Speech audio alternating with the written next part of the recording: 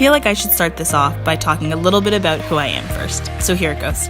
If people ask me where I'm from, I usually say the exciting city of Toronto, Canada, but I'm actually from a smaller town just outside the city. Here, I lived with my mom, dad, brother, and sister.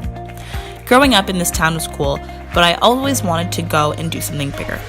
In 2013, I accepted my offer from Ryerson University, a school right in the core of downtown Toronto, for their social work program. In my third year, I was given an exciting opportunity to leave the country for an international placement located in the Bahamas. This opportunity really prompted my interest and want to explore more of the world, using my education to do so. I've always had a love for traveling, but never seemed to make it across the pond. After my time in the Bahamas and visiting numerous Caribbean islands as a kid, I wanted to try something different, and the UK seemed like the best fit. Going to the UK was always in my head, and I didn't know how quite to get there. Once I got to my final year of university, I began looking at options of what to do next, and this is when I came across the website Across the Pond. What better way to get across the pond than using a company called Across the Pond to get there? I've always had an interest in law, whether it stemmed from the law and crime shows I'm constantly watching or from the social work program that I took. It's been an interest of mine for a while. So I started doing my research, figuring out what the difference between a JD and an LLB from the UK is, and where it would get me in life.